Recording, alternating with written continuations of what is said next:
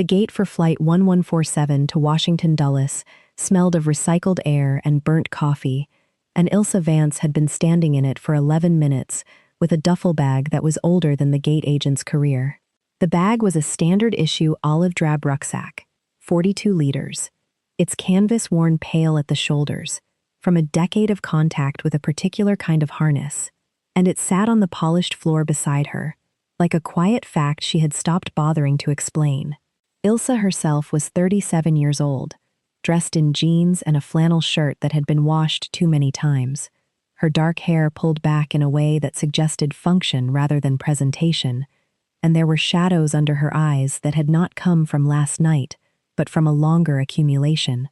She had the specific stillness of someone who had learned to wait, without spending energy on waiting. The first-class boarding lane had been called 4 minutes ago. Ilsa was standing in it. The gate agent, a man of about 26 who wore his uniform with the confidence of recent promotion, looked at her ticket, looked at the bag, and then looked at her in a way that gathered the information into a verdict before he had said anything. He said, "Do you have a loyalty card tied to this booking?" Ilsa said she did not. He said it was just that first-class passengers typically had a matching bag, and he gestured at the rolling hard-shell cases lined up behind her, their owners watching from the arranged distance of money. The woman immediately behind Ilsa, 60 perhaps, in a pale wool coat that cost more than Ilsa's rent, made a sound that was not quite a laugh. It was the kind of sound designed to be heard by everyone and claimed by no one. The gate agent said he would need to check whether the bag could come as a carry-on, since it might exceed the overhead dimensions, and he reached for it. Ilsa did not relinquish it. She said, "It fits. I've carried it in the overhead of a C-17. It'll fit here." The gate agent blinked. He knew what a C-17 was approximately the way he knew what a neutron star was, which was to say, he had heard the term. He was preparing to ask again when a man 6 feet back in the boarding line set down his own bag on the floor. He was perhaps 62, built in the way of someone who had once been required to be, and had not entirely stopped, wearing a dark suit, with the particular economy of someone who had spent decades in uniform and found civilian clothes faintly unconvincing.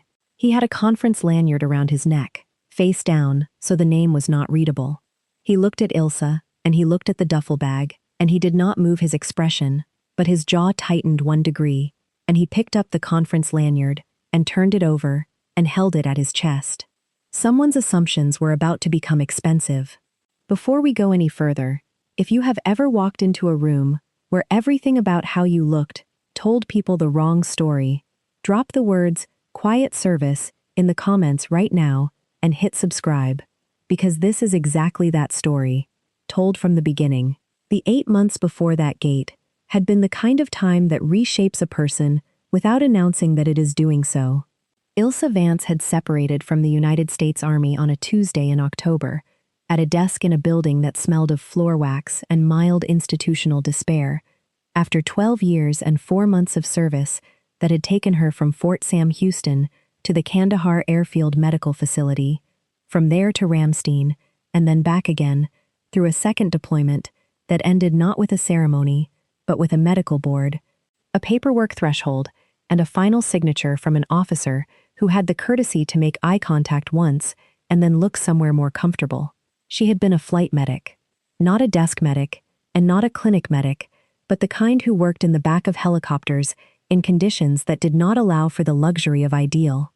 She had logged 411 hours of combat air medical operations and had been part of crews that extracted 72 personnel from situations that the Army's polite language called contested environments, which meant places where people were actively trying to kill everyone on the aircraft, including her. The medical board had found a compression injury in her left shoulder that had calcified in a way that made it no longer compatible with the physical requirements of the air medical crew member standard, and they were right. It hurt in cold weather with the specific and grinding insistence of something that was not going to improve. She had not contested the finding. She had signed the paperwork and driven herself to the off-post apartment she'd been renting, sat in the kitchen for a long time, and then made coffee. The transition assistance program had given her a binder, The binder had tabs. She had gone through the tabs and found a job as a logistics coordinator at a medical device company in Bethesda, a position that used about 15% of what she knew how to do and none of what she had learned to be. She was good at it, in the way she was good at most things, which was quietly and completely, and the people she worked with liked her without quite knowing what to make of her.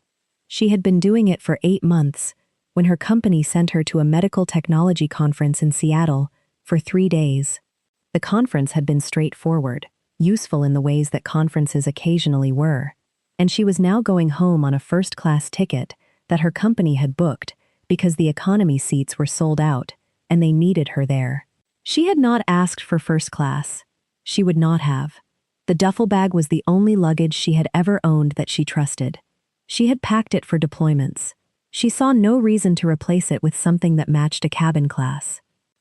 The gate agent resolved the impasse by looking at the duffel bag for a long moment, measuring it against his understanding of the overhead bin dimensions, and then deciding, correctly, that it would fit, and scanning Ilsa's ticket with the crisp efficiency of a man choosing not to have lost.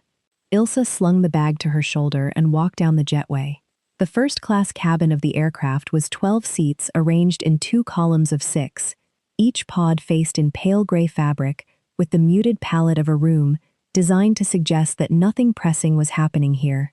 Ilsa found her seat in the second row, port side, stowed the duffel in the overhead with 4 inches to spare, and sat down. She asked the flight attendant for water. The flight attendant, a woman whose professional warmth had the density and consistency of something that had been calibrated over years, brought water and a small dish of warm mixed nuts that Ilsa did not touch. The other passengers arranged themselves with the low-volume efficiency of people who had done this many times and had personal systems for it. The man with the conference lanyard took the seat 3 rows back on the starboard side. From where he sat, he could see the back of Ilsa's head and the overhead bin where the duffel bag was stored. He had not spoken to her at the gate. He had simply boarded when his row was called and settled himself and opened a folder of documents and read them with the focused attention of someone conducting a private review.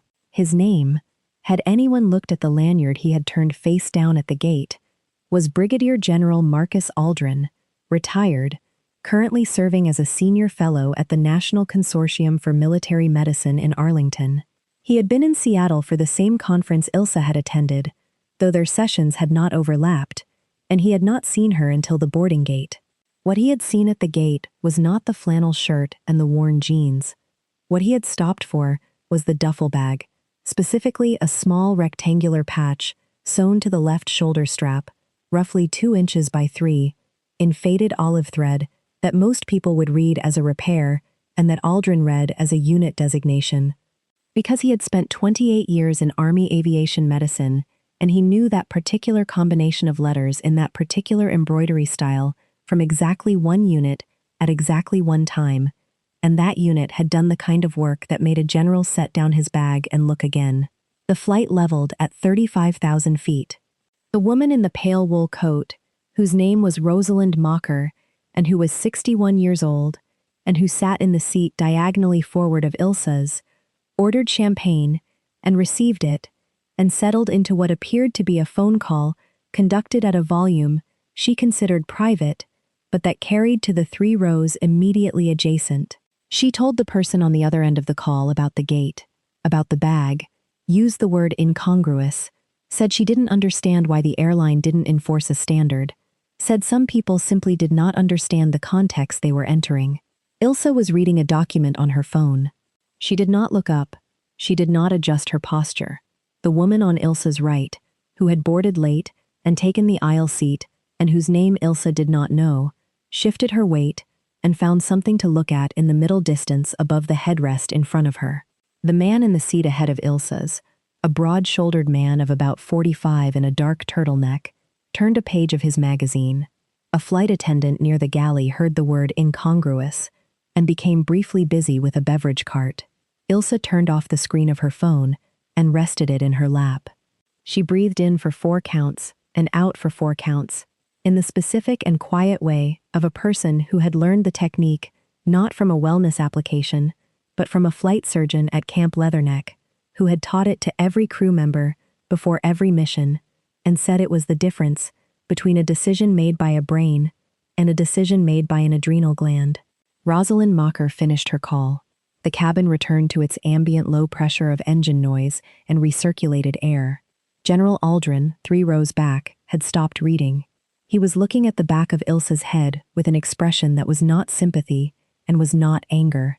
It was the particular attention of a man doing a rapid and serious inventory of what he was looking at. The flight took 4 hours and 58 minutes. Ilsa spent the first 2 of them reading a product liability brief, and the next hour with her eyes closed, in the particular posture of someone who was not asleep, but had gone somewhere quieter. The last 90 minutes she spent looking out the window at the cloud cover over Idaho and then Wyoming, and she had the look, in that period, that Rosalind Mocker did not see, because Rosalind Mocker was watching a film with headphones on, which was the look of a person conducting a private accounting of things she would rather not add up, but could not stop adding. There was a bracelet on Ilsa's left wrist. It was not a medical bracelet, and it was not decorative. It was a narrow band of olive green paracord, the kind that held its shape for years, with a small aluminum tag threaded to it, approximately the size of a large coin, stamped with letters, and a number in the kind of machine press that the Army used for identification and did not use for ornamentation. The tag had a name on it that was not Ilsa's name. It had been on her wrist for 3 years and 4 months, and she had not taken it off.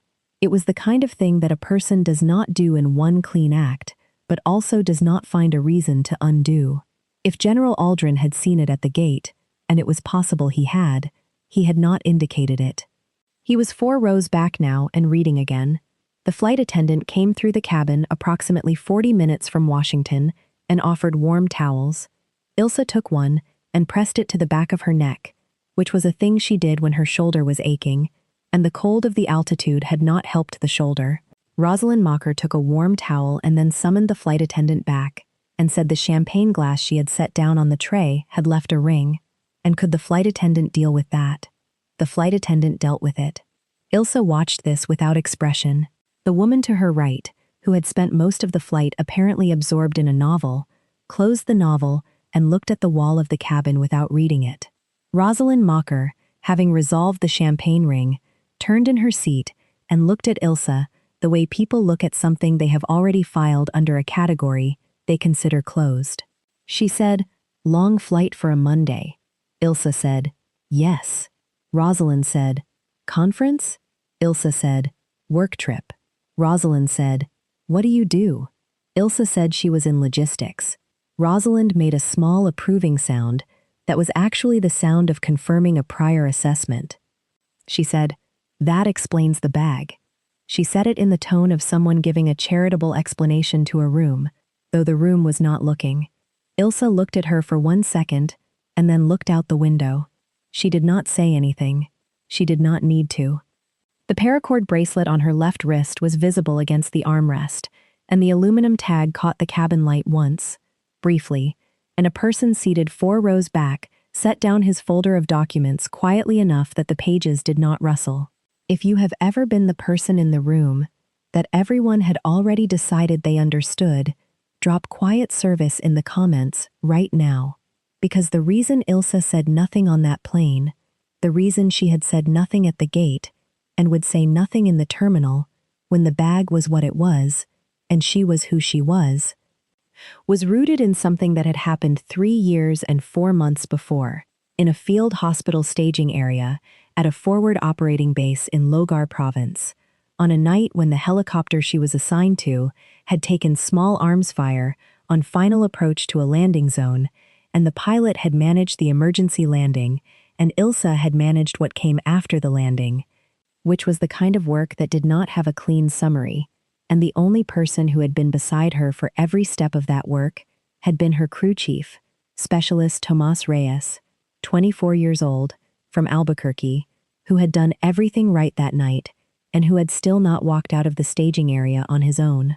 He had walked out 4 days later, she had been told, but he had not been fully himself after that, and by fully himself, she meant that the Tomas who had trained with her and laughed at the mess hall coffee and who had a habit of tying complicated knots in paracord when he was thinking, had not come back in quite the same assembly. He had been medically separated 14 months after that night. She had lost track of him for a year. She had found him again through a mutual contact, and then through a brief exchange of messages that she had not known how to extend. And then she had stopped hearing from him, and 8 months later his mother had sent her a letter that she still kept in the inside pocket of the duffel bag. She had made the paracord bracelet from a length of cord he had left in the helicopter. The aluminum tag was his. She had asked his mother if she could keep it, and his mother had said, "Of course you can. You brought him home."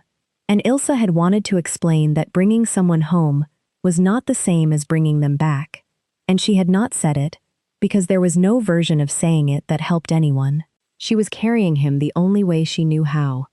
General Aldrin waited until the aircraft was at the gate, and the seatbelt sign had extinguished, and the cabin was in the suspended moment of people standing and reaching for bags before they were allowed to move. He came forward from his seat with the measured pace of a man who had decided to do something and was not reconsidering it. He stopped at Ilse's row. She had the duffel already on her shoulder. He looked at her directly, not at the bag, and he said, "I'm Marcus Aldrin. I think I know that unit patch." He said it quietly enough that only Ilse, and possibly the woman in the adjacent seat, could hear it. Ilse looked at him with the particular stillness of a person who does not know yet whether the next thing that happens is going to cost her something. She said, "It's 458th Aviation." He nodded once.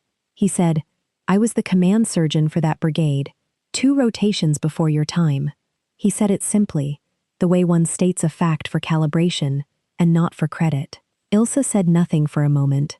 Then she said, "You would have been there for Reyes." It was not a question. Aldrin looked at her wrist. He looked at the aluminum tag. He said, "I would have been." The seatbelt sign had been off for 90 seconds, and the cabin around them had begun the compressed shuffle of people pressing toward the forward door, bags bumping, rollers catching on the carpet ridges. Rosalind Mocker was 2 feet away in the aisle with her rolling hard-shell case and was looking at the tableau with an expression that had not yet decided what it was watching. Aldrin reached forward. He picked up the duffel bag from Ilse's shoulder, not asked and not announced, with the particular care of a man lifting something that belonged to someone he respected. He held it at his side. Ilse watched him do it. She did not object. She did not thank him. They stood in the row together for one moment while the people ahead moved, and there was between them the particular quality of silence that exists between people who have been inside the same kind of work and do not need to translate anything. Rosalind Mocker was still 2 feet away. The woman who had been reading the novel had her coat on and was looking somewhere past them both, with the expression of a person who has revised a prior assessment and is not announcing the revision. A flight attendant near the galley door watched the general holding the duffel bag and did not move. When the aisle cleared enough, Aldrin walked forward with the bag, and Ilse followed him off the aircraft and into the jetway, and behind them, the cabin reassembled itself into motion. At Dulles, the arrival hall was loud, with the particular noise of an international gateway terminal in early afternoon, trolleys and announcements, and the specific quality of light that comes through high glass, as though it has traveled a long distance and arrived tired. Aldrin carried the duffel bag as far as the base of the escalators that descended to baggage claim, and there he turned and held it out to her. She took it and put it on her shoulder, where it had always been. He said, "How long since you separated?" She told him. He made a small sound that was not sympathy, but was acknowledgement, the kind a person makes when a number confirms something they had already calculated. He said he had a question he wanted to ask her, and he would understand if she preferred not to answer it. She said she was listening. He said he sat on the advisory board of a foundation that was establishing a new flight medic scholarship in the names of personnel who had been lost or permanently separated due to combat injury, and he had been trying for 8 months to identify the right name for the inaugural award, and he thought he might be looking at someone who knew that name. Ilse was quiet for 4 seconds. She said, "Tomas Reyes." Aldrin wrote it in a small notebook he took from his jacket pocket and put the cap back on the pen and looked up. He said, "Tell me about him," she told him. "Not everything, not in that terminal, but enough." She told him that Tomas had been 24 and had grown up in Albuquerque and had a habit with paracord knots when he was thinking, and that he had been the best crew chief she had ever flown with, and that he had done everything right on the worst night of her deployment and had still come back changed, and that the changed version had struggled in ways that the Army's transition resources had not reached in time, and that his mother had written her a letter 8 months ago, and that the letter was in the bag she was carrying. Aldrin listened without writing. He looked at the aluminum tag on her wrist. He said, "His name will be on the award." He said it the way a person says something they intend to be held to. The terminal moved around them, its indifferent machinery of departures and arrivals, and in the middle of it the two of them stood 3 feet apart, with the duffel on her shoulder, and the notebook in his hand, and the aluminum tag visible against the light. Ilsa left Aldrin near the escalators with an exchange of phone numbers and the understanding that his office would be in contact within 2 weeks. She walked to the rideshare pickup zone through the long middle section of the terminal, where the light was worse and the floor was the kind of polished concrete that announced every rolling suitcase and swallowed footsteps. The shoulder ached. She adjusted the duffel strap to the right side for the last 100 yards. The driver who was listed in the application was a man named Gerald, who had an air freshener, shaped like a pine tree, and a talk radio station that he lowered when she got in. She sat behind the front seat and looked out the window at the access roads around the airport, the long, flat geometry of chain link and runway lighting, and she thought about Tomas in the specific way she usually avoided on trips, which was to actually think about him rather than to think around him. She thought about the knots. She thought about the way he had been beside her in the back of the aircraft without needing to talk, which had been a quality she had rarely found in anyone, and which she had not adequately recognized as rare while it was present. Gerald asked if the traffic was all right with her, or if she wanted a route that avoided the toll road. She said the toll road was fine. He merged and drove. The following day she went to her office in Bethesda and submitted a brief report on the conference and answered 37 emails, and did not mention General Aldrin or the conversation at the base of the escalators. She told no one about any of it, not because it was secret, but because there was no phrasing she had access to that would have rendered it in the proportions it actually had. 16 days later, a letter arrived at her apartment from the National Consortium for Military Medicine in Arlington, on formal letterhead, signed by Aldrin and countersigned by the Foundation Chair, advising her that the inaugural Tomas Reyes Flight Medic Scholarship had been established and would be awarded annually to a candidate completing advanced air medical training, and that the first presentation would take place at a ceremony in 6 weeks at Fort Belvoir, and that her attendance was requested as the person whose testimony had initiated the award. She read the letter twice. She set it on the kitchen table and made coffee and stood at the counter while it brewed, and looked at the letter from the distance of the kitchen counter. Then she picked up her phone and called Tomas's mother, whose name was Elena Reyes, and who lived in Albuquerque, and who answered on the second ring with the voice of a woman who had been waiting for something good to arrive, without knowing what shape it would take. Ilsa told her about the scholarship. Elena did not speak for a moment. Then she said, "He would have been embarrassed." Ilsa said, "He would have. He would have also been proud." They talked for 31 minutes, which was longer than Ilsa had talked on the phone with anyone in the preceding 8 months. The ceremony at Fort Belvoir was on a Thursday morning in late March. Ilsa arrived on public transportation in a dark blazer and the same jeans, with the duffel on her shoulder. A young Army public affairs specialist met her at the entrance and offered to carry the bag, and she declined and walked inside. The ceremony was attended by 73 people, a number she counted from her seat, 3 rows back from the front, which was where she sat when the escort offered her the first row, and she said she was fine where she was. The first recipient of the Tomas Reyes Flight Medic Scholarship was a 22-year-old medic from Fort Campbell named Specialist Deja Okafor, and she came to the podium to receive it with the particular combination of composure and suppressed feeling that Ilsa recognized from her own early ceremonies. when she had still been trying to learn what expression to wear at the intersection of honor and grief. After the formal program, during the reception in the adjacent room, where there was coffee and not enough seating, Specialist Okafor found her way to Ilsa and asked whether it was true that Tomas Reyes had been on her crew, because she had heard a version of that from someone who had been in her training cohort. Ilsa looked at her for a moment and said that yes, he had. Okafor asked what he had been like. Ilsa said, "He was the best crew chief I ever flew with. He was also 24 years old, and he deserved more runway than he got." Okafor nodded in the way of someone taking a thing in carefully, not so she could use it later, but so she could keep it. She said thank you and moved toward the coffee. General Aldrin crossed the room a few minutes later and stopped beside Ilsa, and they stood together, looking at nothing in particular for a moment, both of them, with cups of institutional coffee, in the way of people who have been in rooms like this many times and know how to be present without requiring an agenda. He said, "I understand the first row was empty." Ilsa said, "Someone needed it more than I did." He looked at the duffel on the floor beside her left foot and the paracord bracelet visible at her wrist, and he made a small sound that was private and complete. If this story stayed with you, if you have ever carried someone forward because putting them down was not something you knew how to do, subscribe right now and leave quiet service in the comments.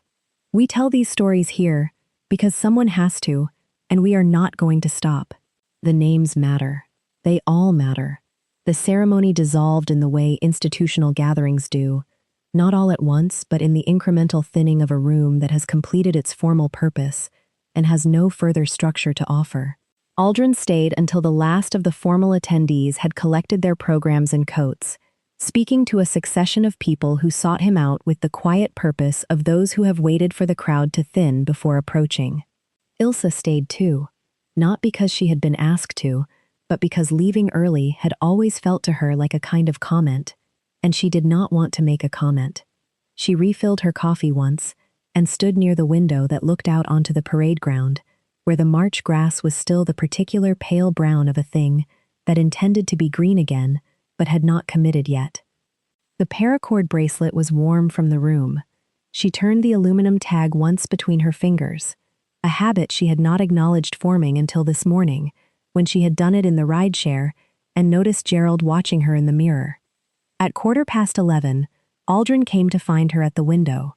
He had his jacket on, and the conference lanyard was gone, replaced by a small lapel pin she had not noticed during the ceremony, a silver pin in the shape of a caduceus against crossed rotors, the kind issued to flight surgeons at the completion of their air assault qualification, and she recognized it the way she recognized the unit patch on her bag, which was not consciously, but with the specific pull of a thing that belongs to a world you came from. He said he wanted to tell her something he had not included in the letter, because it had not yet been finalized when the letter went out. She waited. He said the Foundation had also established a small endowed research position at the Army Medical Center of Excellence in San Antonio, focused specifically on the long-term outcomes of combat air medical crew members who separated due to physical injury. And the reason it had been created was a gap in the data that his advisory board had been unable to close, which was that they had almost no systematic information about what happened to flight medics after they left, whether the transition resources reached them, whether the particular combination of physical separation and operational exposure produced outcomes that differed from the broader medically separated population, and whether the current system was catching the ones who needed it before the ones who needed it most had already moved beyond reach. Ilsa was quiet for a moment. She said she was familiar with the gap. She said it without irony and without elaboration, and Aldrin heard it the way it was meant. He said the position was not a clinical role. It was a research coordination role, working with a team of 3, and it required someone with direct operational experience in air medical crewing and a current understanding of what the transition actually looked and felt like from inside it. He said her name had come up in the advisory board discussion independently of his own suggestion, which he wanted her to know because he did not want her to hear this as a thing being done for her, rather than a thing she had earned the standing to do. Ilsa looked at the parade ground. The pale brown grass had a thin line of shadow along the near edge where the building cut the morning light. She said she would need to think about it. He said of course, and gave her the name of the program director, a doctor named Westall at Fort Sam, and said Westall was expecting to hear from her if she chose to reach out, and was not expecting anything beyond that. He shook her hand and left. She stood at the window for another 4 minutes with the empty coffee cup, and the duffel on the floor, and the sound of the room finishing its clearing around her. A facilities worker came in with a cart to fold and stack the reception tables, and said, "Sorry, ma'am," and she said no need, and picked up the duffel and walked out. She called Elena Reyes from the parking lot outside the building, standing in the pale March sun with her back to the wind. She told her about the research position and about what it was designed to find and fix. Elena listened without interrupting. When Ilsa finished, Elena said, "That is exactly the kind of thing he would have said needed doing, and exactly the kind of thing nobody would have gotten around to doing." Ilsa said she had not decided yet. Elena said, "You'll decide." She said it with the particular confidence of a woman who had raised a person like Tomas and therefore understood something about the kind of people who said they hadn't decided when.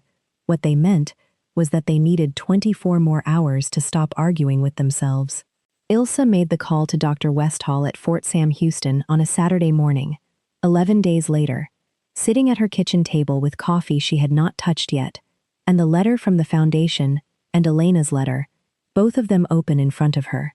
She had spent the 11 days doing the thing she did, which was to be extremely thorough and entirely private about what she was thinking, and the thing she had concluded was that Aldrin had been right when he said she had the standing to do this. And that standing of that kind was not something to set down without a reason, and she did not have a reason. She only had the habitual reflex toward invisibility that she had been wearing for 8 months like a second flannel shirt, and that she was beginning to understand was not the same thing as humility. Humility was knowing what you were. Invisibility was refusing to let it matter. Tomas had known what he was, and it had not saved him. But that was not because knowing was useless.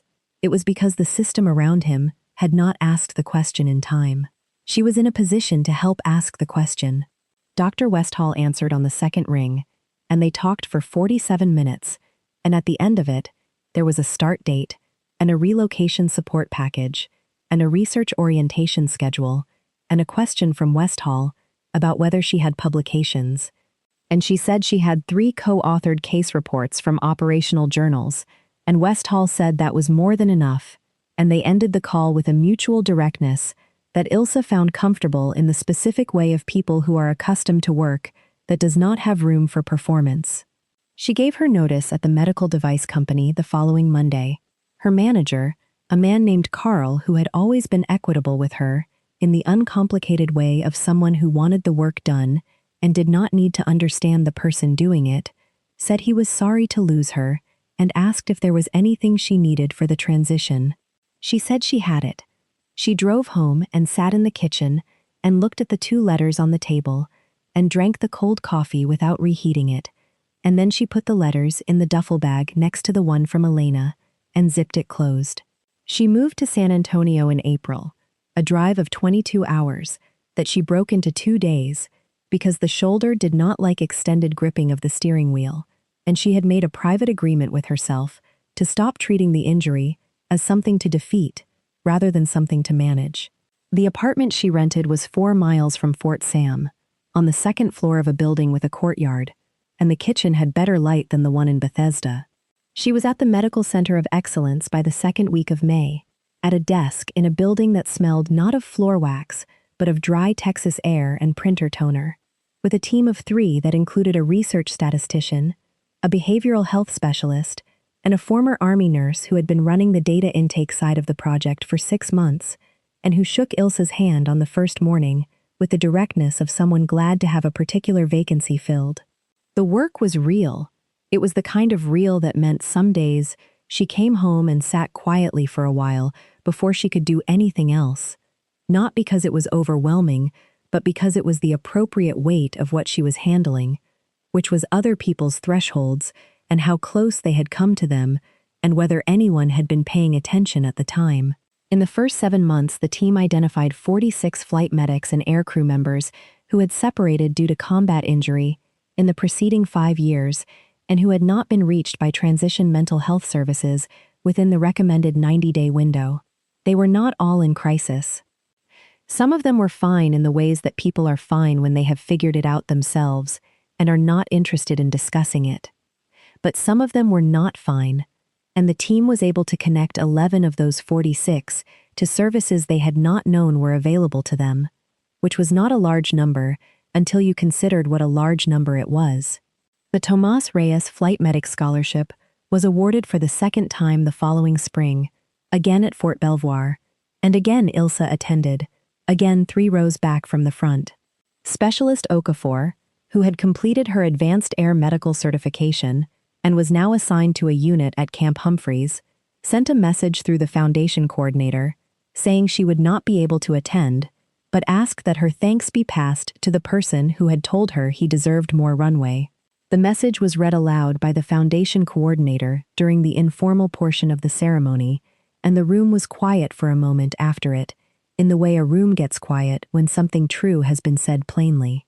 A new specialist came up to Ilsa during the reception afterward, a young woman in dress uniform, 19 years old perhaps, who said she had heard Ilsa had actually known Tomás Reyes and asked if that was true. Ilsa said it was. The young woman asked what it meant that his name was on the scholarship, what she should take from it. Ilsa looked at her for a moment, at the young woman's composed and serious face, and she said, "It means he was here. It means the work he did counted. It means someone made sure it wasn't forgotten." The young woman nodded. She said thank you. She moved back toward the group she had come with. Ilsa picked up the duffel bag and settled the strap on her shoulder and walked toward the door, and the aluminum tag on the paracord bracelet caught the light once as she passed beneath the overhead fixtures, and then she was outside in the April air, and the grass on the parade ground was green.